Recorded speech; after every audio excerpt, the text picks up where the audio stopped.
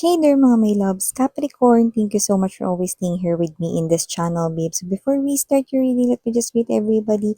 Hi and hello there, new viewers. My name is Yan. Welcome here. Sa mga returning na tambayers, thank you so much sa inyong walang sawang pagtambay. And yun nga, kung hindi nyo pa knows, meron pa po tayong other channel.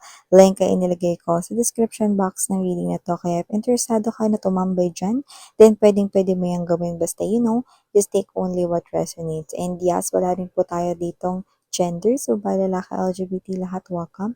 Pwede rin i-switch at magkapalit-palit yung mga roles because ito ay isang general reading.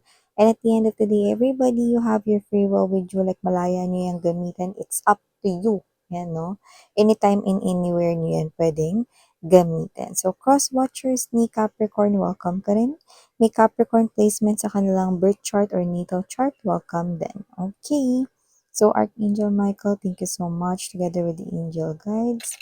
Can we get messages for Capricorn, please? What does Capricorn needs to know? Can you please show me?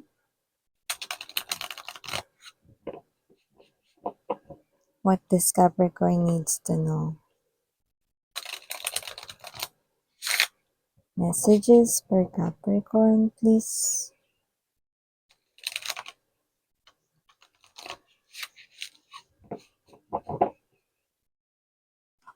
Okay, so nasa na natin mga babes, no? With, what messages kaya ang makuha natin here for you, Capricorn? So guys, you do have here the Emperor.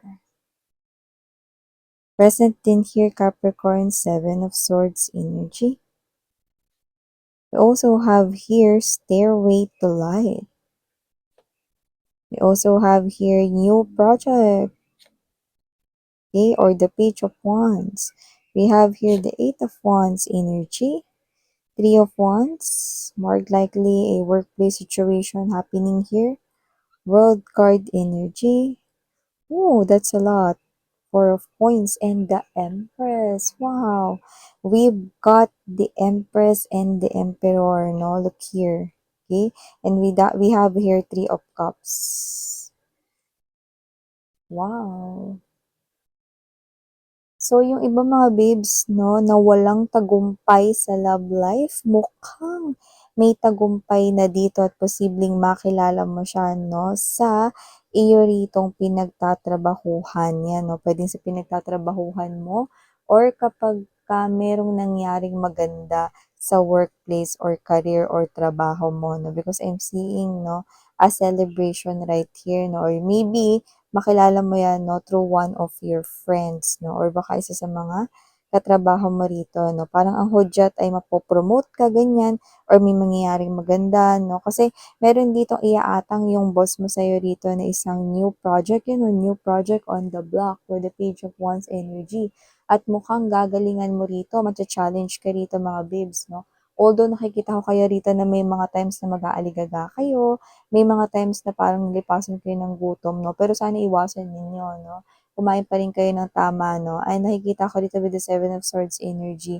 Nakita ko ditong mabibingwit nyo, no? Yung laki, no?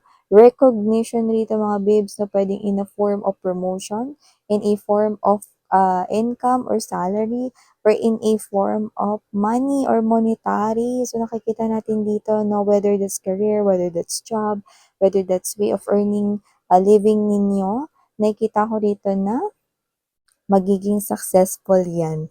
So, you will definitely celebrate right here something.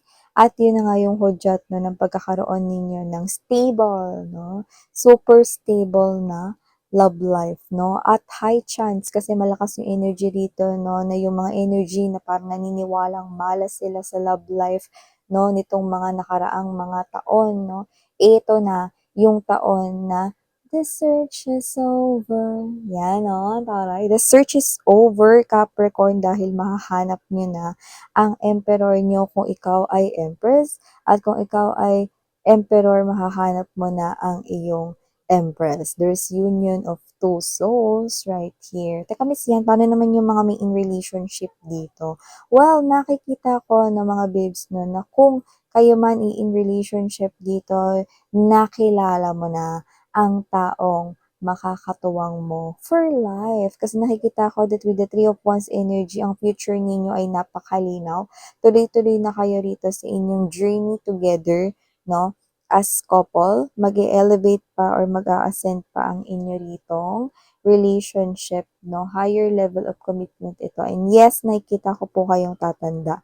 Because Eight of Wands, no? This is consistent right here, no? Na meron ditong pagtutulungan sa future, no? At nakikita ko rito na marami kayong mga plano na matutupad at mas may inspire pa kayo dahil magkasama kayong dalawa, no? At nakikita ko rito na bibiyayaan kayo rito, no, ng supling. Pero yung iba nga, nakita ko rito na pwedeng yung iba kasi rito, yung iba ha, hindi ito mag-resonate na susunod kong babanggitin, pero yung few of you guys, no, pwedeng you are already no, dun sa age na parang feeling ninyo wala nang love life na darating and then this person here came into your life, no, there could be age difference right here, but love is not yet late for you. So, I'm seeing this person right here na makakasama mo. So, kahit hindi kayo biyayaan ng supling, this person will be okay, right beside you, no, till the end of time and until your very last breath. Wow. So, yan, iba bibiyaan ng anak, pero iba dito na parang meron ng edad, no?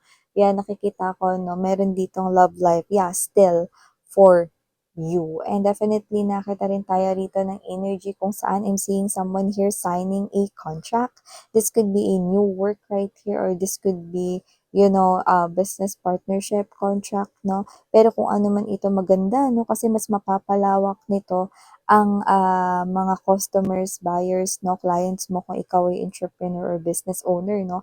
At kung ikaw naman ay isang empleyado no, at nagtatrabaho sa isang company, no, magandang opportunity sa iyo to, no, kasi dadami yung connections mo rito. Makakatulong sila kung gusto mo ritong magnegosyo, no? So, definitely, pag marami at malawak ang connections, mas magiging easy for you, no? Na ituloy kung balak mo ritong magnegosyo one day. Yan, no? So, nakita tayo ng ganong klase na energy. And also, pag marami ring connections, marami ring tutulong sa'yo rito, no? In terms of projects, in terms of new tasks, no? Or job task, diba? So, maliban diyan nakita rin tayo dito ng energy na posibleng ipadala kayo no, ng inyong company no, baka kayo ay maging representative. Puwedeng seminar or puwede rin naman na medyo matagal yan. Business trip ito. So, puwedeng yung iba overseas pa nga, no. Pero go na, grab it na, no, kasi nakikita ko rito na bibigay din ito sa'yo no, ng dagdag knowledge, no. Lalo na kung yung iba sa inyo no, is nagbabala kayo na parang mag-explore pa more, no, sa corporate world, like maghahanap kayo ng new job in the future, naku, ang laking tulong nito, no? Kasi may mga business trips dito na talagang yan, yung hindi na mag-iisip yung employer at i-hire na nila kayo agad-agad. Yan, no? Importante yung background, yung mga employment histories, yan, no? So, nakikita ko na magiging madali lang for you guys kung gusto nyong lumipat ng other work, no? Kung yan yung magiging plano ninyo sa inyong future Capricorn. So, yeah, mag-ingat kasi nakikita ko dito mga babes na possible na meron ditong, ewan ko kung day off mo to, rest day mo to, no, or bakasyon. Possible na meron dito na nag-aabang lang dyan, no, na mag-getching yung gamit mo. Yan, no? Ano ba yun? No? Yung makakati sa mata ng mga mang-aagaw ng mga gamit, no? Cellphone, wallet, what else, no? Jewelries, yan mga babes, no? So, ingatan-ingatan, no? So, huwag masyadong i-flaunt, no? Lalo na kung jewelries yung suot ninyo, no? Kung tunay yung hikaw niyo, takpan niyo muna ng buhok ninyo mga babes, huwag niyo muna ilabas yung inyong ears, diba? At kung meron kayong wallet at mahilig kayong maglapag sa mesa, no? Or whatever, no? Check nyo maigi kasi nakikita ko dito na posibleng meron ditong mga nakaabang lang dyan sa gilid, no? Manghahablot dyan. Yan, no? At saka, okay mga babes, no? Stay dun sa mga crowded na tao, yan, no? Hindi para patirin yung mga snatcher or whatever, no? Kasi nga, super crowded, 'di ba? Pero, ibig lang sabihin nun, no, para iwas lang din sa mga nakawan, 'di ba? Pagsiksikan or whatever, no, uso dyan yung mga dukutan ng mga, yes, totoo naman yun, no? Pero pag marami rin tao, no, aminin natin, 'di ba? Pwedeng-pwede rin natin sila makatulong para bugbugin to. 'Di ba? Pero importante ingatan yung mga gamit, okay. So, maliban diyan, Aquarius, 'yan 'no, Capricorn 'no, you could be dealing with Aquarius or baka may Aquarius kayo sa inyong natal or birth chart or yung mga ka-connect ninyo, just take only what resonates. Pero yun nga Capricorn, nakita rin ako rito 'no, ng energy kung saan parang mas ma-appreciate ka ng iyong mga ka-workmates or ng mga tao sa paligid mo.